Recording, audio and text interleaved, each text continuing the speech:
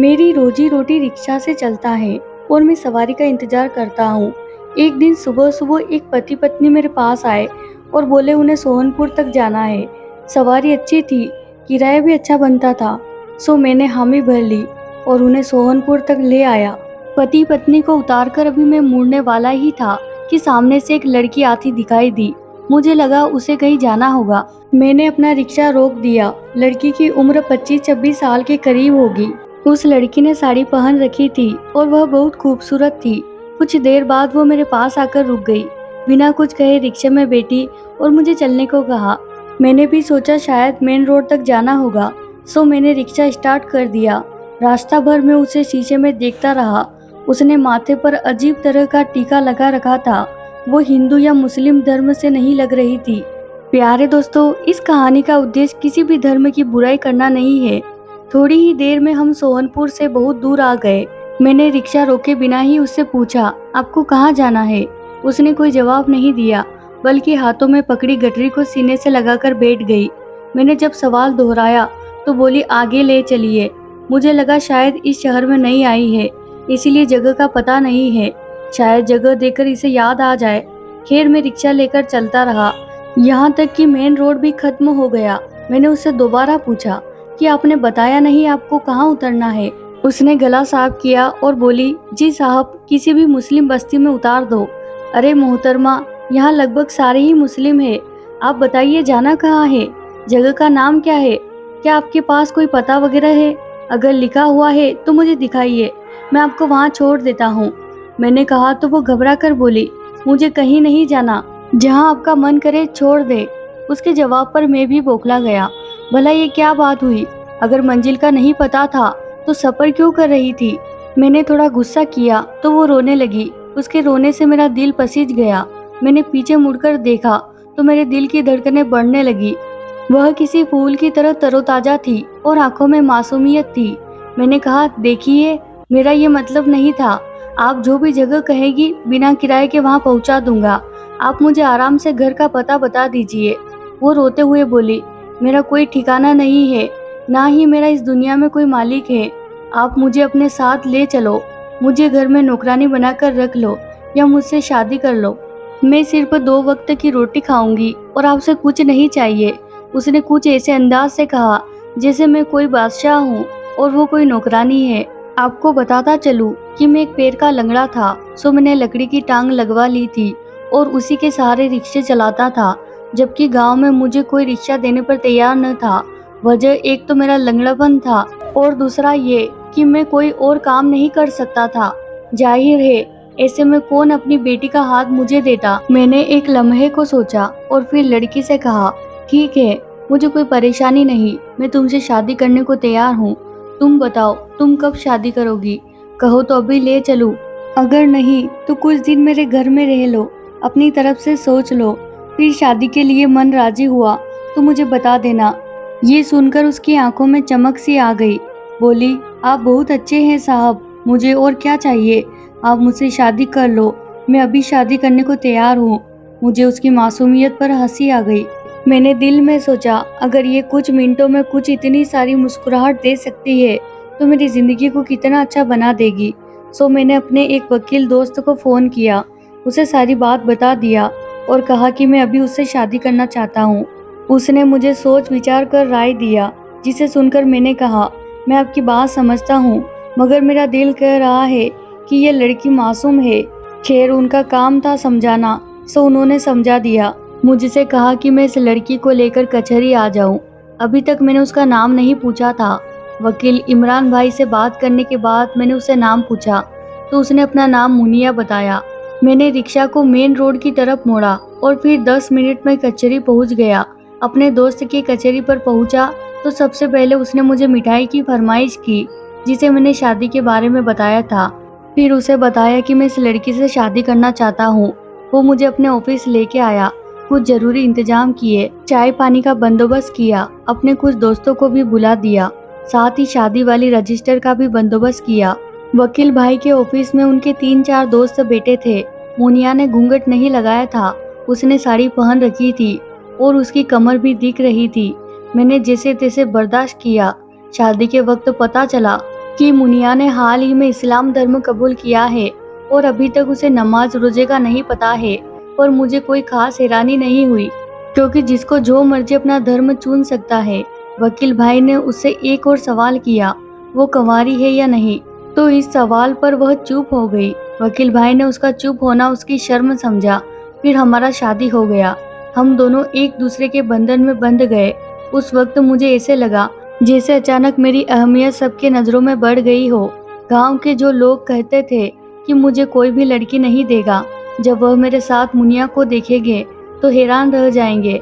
मैंने सोच लिया था कि अगले ही दिन रिक्शे से छुट्टी करूंगा और उसे अपने गांव लेकर जाऊंगा, अपने रिश्तेदारों से मिलवाऊंगा और साबित कर दूंगा कि मेरे नसीब में भी अल्लाह ने मुझसे खूबसूरत औरत लिखी थी, जो शक्लो सूरत के एतबार से लाखों में एक थी।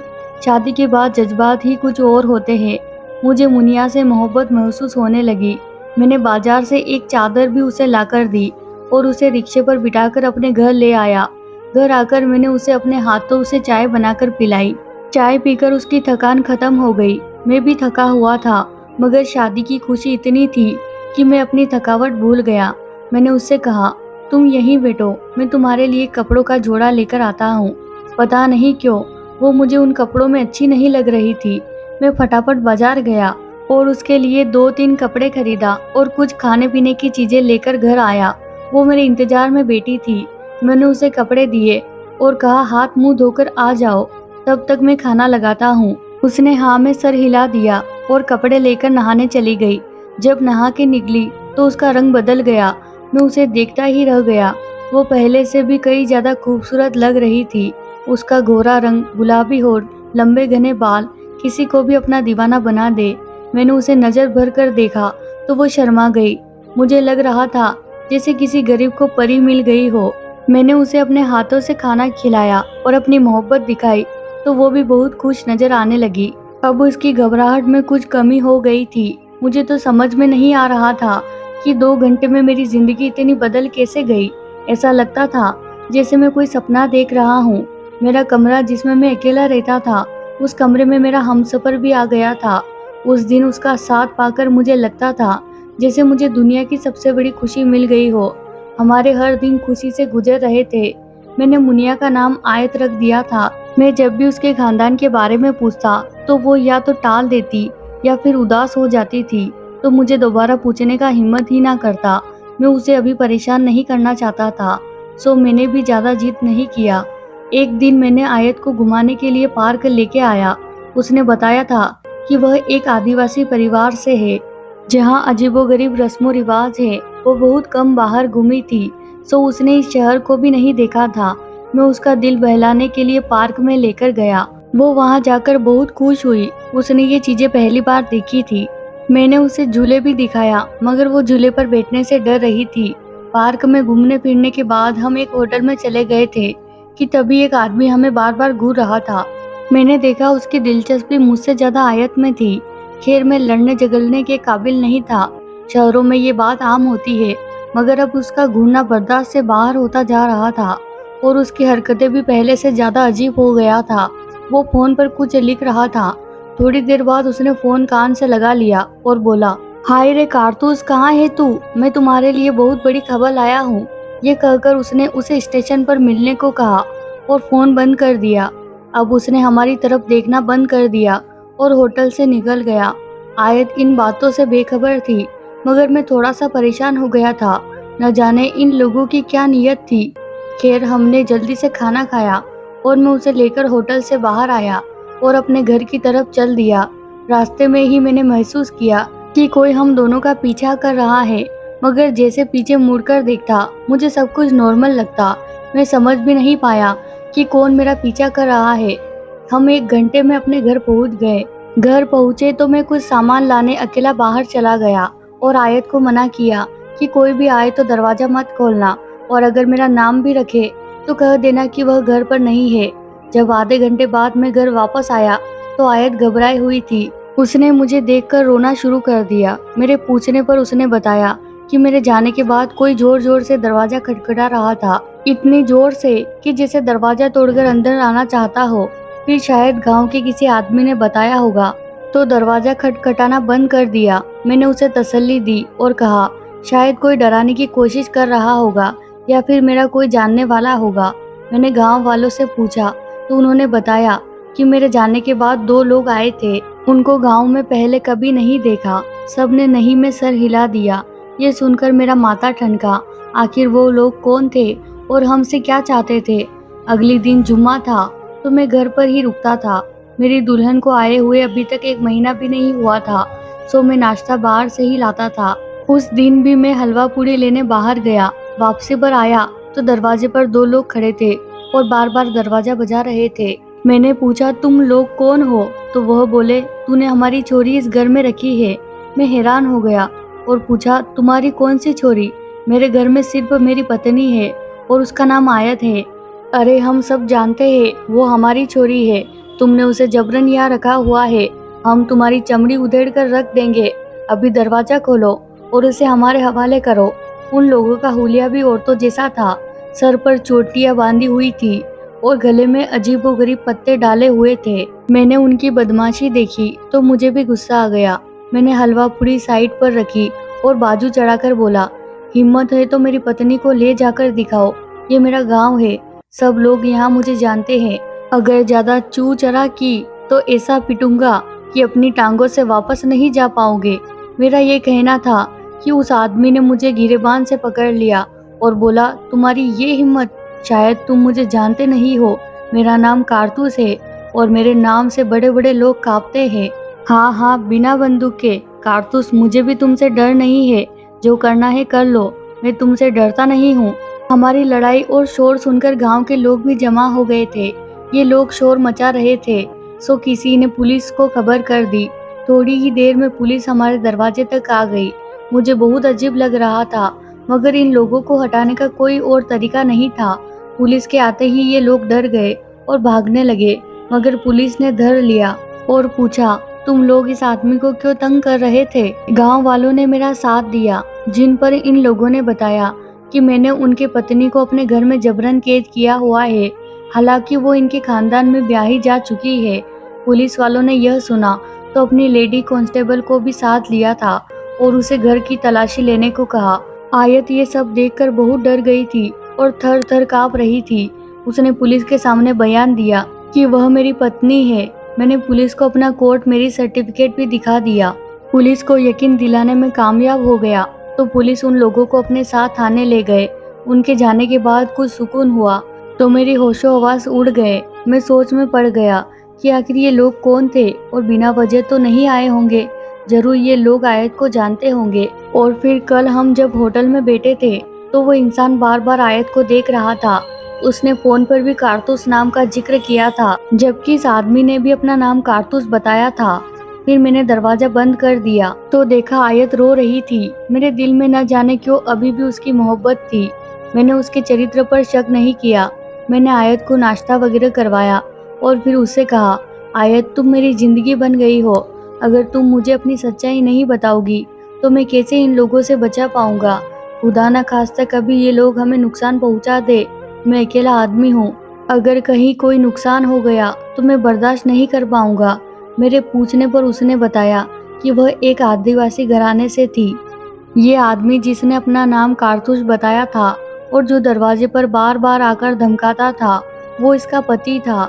और उसके साथ जो छोटे कद का आदमी था, ये उसका देवर था। बहुत पूछने पर आयत ने बताया कि ये लोग 7 भाई थे। इनकी कोई बहन नहीं थी और अपने गांव में इन्होंने बदमाशों की टोली बना रखी थी। ये किसी आदमी से जो बात मनवाना चाहते हैं, अपनी ताकत के दम पर मनवा लेते थे। उनके गांव में सभी पुराने रस्मों रिवाज के पाबंद थे, मगर हर घर में पाप किया जाता था जिसे बताने में भी शर्म आती है। गांव में सोने और चांदी के बगैर कोई शादी नहीं होती थी। आने वाली दुल्हन को सोने से भर दिया जाता था और उसके लिए बहुत इंतजाम किए जाते थे। गरीब लोगों का सारा पैसा एक ही शादी पर खर्चा हो जाता था, जबकि सोने चांदी के बिना किसी औरत की शादी बेइज्जत समझी जाती थी। मगर शादी के बाद जो कुछ होता था उस गांव वालों को कोई बुराई नजर नहीं आता था। आज से 6 महीने पहले मेरी भी शादी हुई थी। मुझे सोने और चांदी से भर दिया गया था और यूं शादी करके कारतूस के घर आ गई। कारतूस से सारा इलाका डरता था। इसके 6 भाई और भी थे और शायद यही वजह थी कि वो अपनी ताकत पर ज़्यादा इतराते थे। शादी वाले दिन घर में कोई औरत ना पाकर मुझे अजीब सी उलझन हुई। इसके बाकी भाई भी मुझे मजाक में छेड़छाड़ करने लगे, जो मुझे बहुत बुरा लगता। मैं अपने गांव की रस्मों को जानती थी और मुझे यह सिखाया गया था कि मैं अपने देवर और जेठ की सम्मान करूं, लेकिन न जाने क्यों मेरा दिल गवारा नहीं करता था। मुझे उनकी बातें बहुत अजीब लगती थी। उस दिन जुल्म का एक नया सिलसिला शुरू हो गया था, जो खत्म होने का नाम ही नहीं ले रहा था। मैं इन लोगों के घर एक खिलौना बन गई थी। मैं सारा दिन इन लोगों की रोटियां बनाती रहती थी। कोई हिलकर पानी भी ना पीता और सबकी सेवा करना मुझ पर फर्ज हो गया। सारा दिन काम की थकान और फिर जुल्म की रातें मेरे लिए किसी मुसीबत से कम नहीं थी। मुझे लगता था कि मैं कोई भेड़ बकरी हूँ जिसे माँ बाप ने खूंटे से बांध दिया है। हैरत की बात ये थी कि ये सब भाई मुझे दिन के उजाले में भाभी कहते थे। गांव वालों के सामने बड़े इज्जतदार थे, मगर अब उनकी हकीकत में जान गई थी। मैंने पड़ोस में रहने वाली एक बूढ़ी औरत पर भरोसा करके उसे इशारों में ये बातें बताने की कोशिश की, तो वह बोली, मेरे 3 देवर और 2 जेठ थे। मैंने तो कभी एतराज नहीं किया कि कौन मेरा पति है। तुम लड़कियों को न जाने क्या हुआ है, अपना अपना पति क्यों करती हो? जिसके घर में जितने मर्द होते हैं, उन सबकी तुम पर जिम्मेदारी है। या चाहे वो तुम्हारे साथ जैसा सलूक करे, तुम्हें औरत होने का जुल्म सहना पड़ेगा। यही हमारे रस्मों रिवाज है और इन्हीं पर तुम्हें चलना पड़ेगा। अभी तुमने बाहर की दुनिया नहीं देखी है, यह दुनिया इससे भी बुरी है। मैंने उसकी बातें सुनी तो मुझे हैरानी का झटका लगा। मतलब ये बुराई हर घर में खामोशी से सही जा रही थी। शायद इसीलिए कि लोग शादियों पर ज्यादा खर्चा नहीं करना चाहते थे। मैं तो जैसे ही जवान हुई ब्याह दी गई। मुझे इन बातों का पता नहीं था, मगर शायद मेरे अंदर एक साफ रूह थी जिसे कभी भी इस गंदगी को कबूल नहीं किया। मैंने अपनी बस्ती से भागने का फैसला कर लिया, मगर मुझे अपनी मंजिल का नहीं पता था। वहां से भागने के बाद बहुत दूरी पर एक गाड़ी का अड्डा था जहां बसें खड़ी थी। यूं ही एक बस में चढ़कर बैठ गई। मुझे नहीं पता था कि मैं कहाँ जाऊंगी। बस एक डर ने दिल में जगह बना रखी थी। बस का सफर बहुत लंबा था। मैं भी शांति से बैठ गई कि कम से कम अपने गांव से दूर तो निकल आऊंगी। उसी बस में एक नौजवान बैठा हुआ था। आदमी के चेहरे पर दाढ़ी थी, जबकि औरत ने बुर्का पहन रखा था। मैं उन्हें देख रही थी। मैंने देखा सामने वाली सीट पर बैठा एक आदमी गंदी नजर से उसे बुर्के वाली औरत को देख रहा था। उस औरत के पति का नजर जब उस आदमी पर पड़ी तो वो गुस्से से पागल हो गया। उसने उसे बहुत कुछ सुना दिया और कंडक्टर ने भी उसकी बहुत पिटाई की और उसे बस से बाहर निकाल दिया। फिर ये देखकर मैं बहुत हैरान हुई कि क्या कोई मर्द अपनी औरत की इतनी हिफाजत कर सकता है, जबकि हमारे गांव में इस बात को अच्छा समझा जाता था कि कोई मर्द किसी औरत से दिलचस्पी ले। मुझे उस आदमी को अपनी पत्नी की हिफाजत करना बहुत अच्छा लगा था। मुझे मालूम करने पर पता चला कि ये मुसलमान है। मैंने उसी वक्त फैसला कर लिया कि फिर शादी करूंगी तो किसी मुसलमान घर में करूंगी, क्योंकि मुसलमान औरतों की इतनी हिफाजत करते हैं। इसीलिए मैं आपके रिक्शे पर बैठी तो मैंने कहा था कि किसी मुसलमान बस्ती में मुझे उतार दे, और फिर जब आपसे मिली तो मुझे लगा कि आप शरीफ इंसान हैं। और यकीन मानिए, आपने जो कल कारतूस से लड़ाई की, मेरे लिए उससे बड़ी कोई बात नहीं। मुझे ऐसा एहसास हुआ कि मैं आपकी गुलाम बन गई हूँ। उम्र भर आपको अपने सर का ताज बनाकर रखूंगी। खुदा के लिए मेरी गलतियों को माफ कर दीजिए। मैं कभी आपका एहसान नहीं भूलूंगी। यह कहकर उसने अपना सर मेरे कदमों में रख दिया। मेरे सामने हाथों को जोड़ने लगी और रोते हुए बोली, मैं सारी जिंदगी तुम्हारे नाम पर जीऊंगी और तुम्हारे नाम पर मरूंगी। अगर कहोगे तो जान भी दे दूंगी, लेकिन खुदा के लिए मुझे खुद से जुदा मत करना। यहाँ आकर इस घर में मुझे जो सुकून मिला है, वो सुकून शायद मुझे मरने के बाद भी नसीब न हो। इस्लाम कितना अच्छा धर्म है जिसने औरतों को इज्जत देने का हुक्म दिया। मैंने आयत को सीने से लगा लिया और यकीन दिलाया कि मैं उसकी सच्चाई की कदर करूंगा, कभी भी उसे नहीं छोड़ूंगा। वो मेरी पत्नी है, मेरी इज्जत है और रहेगी। ये सुनकर वो खुशी से निहाल हो गई। उसके बाद मैंने उसे नमाज पढ़ना सिखाया, धर्म के बारे में बहुत सी बातें भी बताया। अब वो हर चीज़ के लिए पाबंद है और पिछली बातों को भूल चुकी है। हम भी वो जगह छोड़कर एक नई जगह घर बना लिए हैं। उसके आने से मेरे नसीब ऐसे खुले हैं कि मैंने 1 से 4 रिक्शे ले लिए हैं और मेरी अच्छी खासी आमदनी है। मुझे यकीन है कि मेरे अल्लाह ने यह सब कुछ आयत के नसीब से अता किया है। अगर मैं उसे धुतकार देता या उसके साथ अच्छा सलूक ना करता तो यकीनन वो बेघर हो जाती और इस धर्म से भी दूर चली जाती। मैंने उसको इस्लाम के बारे में समझाया और उसे इज्जत की ज़िंदगी भी दी। आज वो मेरे साथ बहुत खुश है। मैं 2 बच्चों का और 4 रिक्शे का मालिक बन चुका हूँ। अल्लाह हमारी जोड़ी को सलामत रखे। धन्यवाद दोस्तों।